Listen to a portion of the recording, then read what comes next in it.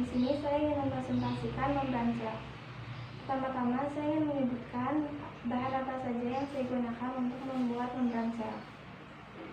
Yang pertama ada styrofoam, busa, kawat, bola kapas, benang wol, pewarna, dan lem. Styrofoam di sini saya gunakan untuk membuat kerangkanya. Busa dan kawat di sini saya gunakan untuk membuat fosfolipid. Bola kapas di sini saya gunakan untuk membuat protein integral. Biaya untuk saya membuat ini yaitu Rp47.000 dengan estimasi waktu pembuatan yaitu 4 hari. Membran sel adalah struktur sel makhluk hidup, baik hewan, tumbuhan, jamur, bakteri, protista, dan lain-lain.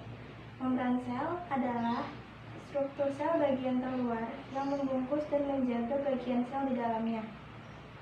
Di dalam membran sel juga terdapat beberapa senyawa kimia, contohnya fosfolipid.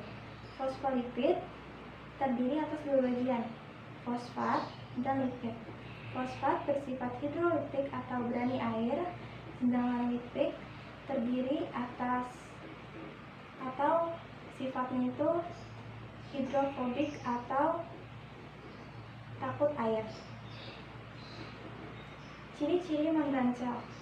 Membran plasma atau membran sel terbuat dari fosfolipid berlayer.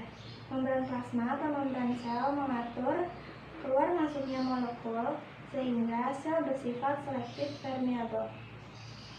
Struktur dari membran sel yaitu lapisan fosfolipid ganda.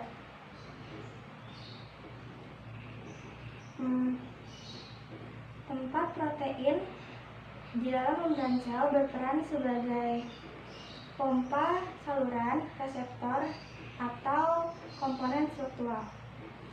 Fungsi membran sel yaitu melindungi sel bagian dalam dan sebagai pembatas antara sel bagian inti dan sel bagian luar, memperkokoh sel atau mencegah sel agar tidak pecah, sebagai reseptor dari rangsangan luar, dan sebagai tempat untuk pertukaran zat molekul, juga sebagai tempat di mana senyawa kimia bereaksi. Sekian dari saya. Wassalamualaikum warahmatullahi wabarakatuh.